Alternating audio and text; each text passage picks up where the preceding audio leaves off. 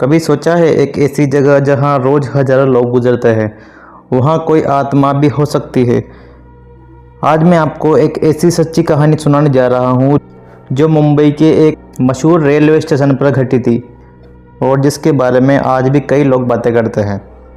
ये बात है 2017 की, जब रोहन नाम का एक लड़का नया नया मुंबई में शिफ्ट हुआ था अपनी जॉब के लिए।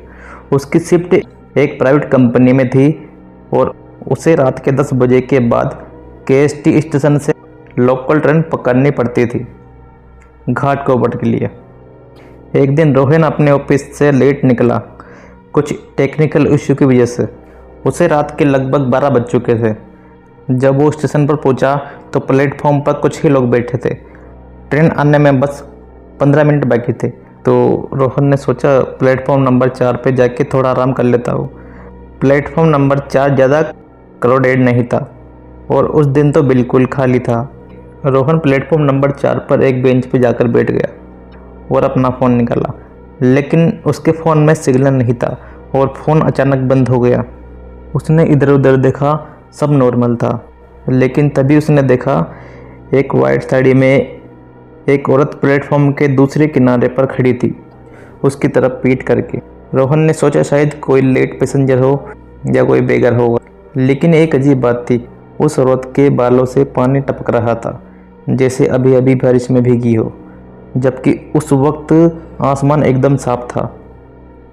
उसने आंखें मसली और एक बार फिर से देखा। औरत वही थी, लेकिन अब वो धीरे धीरे उसकी तरफ चलने लगी थी, लेकिन चलने की आवाज़ नहीं आ रही थी, सिर्फ एक हल्की सी ट्रेन की सीटी गूंज जो दूर से आ रही थी। रोहन का मन घबरा गया। उसने बेंच से उठने की कोशिश करी, लेकिन उसके पैर जैसे थम से गए थे, वो हिल भी नहीं पा रहा था। जब उसने दोबारा उस औरत की तरफ देखा तो वो सिर्फ कुछ ही कदम की दूरी पर थी और उसका चेहरा पूरा जला हुआ था, आंखें लाल, और उसके होंठ से सिर्फ एक लफ्ज़ निकला, मैं वापस आ गई।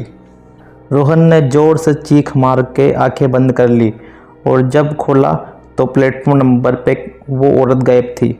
उसके बाद ट्रेन आई, लोग चढ़ने लगे और रोहन बिना कुछ सोचे समझे ट्रेन में चढ़ गया। अगले दिन जब उसने अपने एक लोकल दोस्त इरफान को ये सब बताया तो इरफान एकदम सीरियस हो गया। उसने कहा, यार प्लेटफॉर्म नंबर 4 पे 2012 में एक औरत ने सुसाइड किया था। उस औरत को उसके पति ने धोखा दिया था और उसने ट्रेन के आगे कूदकर अपनी जान दे दी।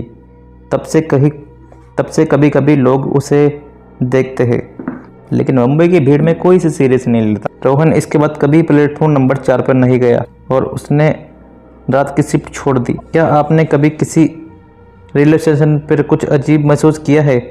हो सकता है कि आत्मा किसी प्लेटफॉर्म पर आज भी इंतजार कर रही हो अपनी कहानी किसी से कहने के लिए।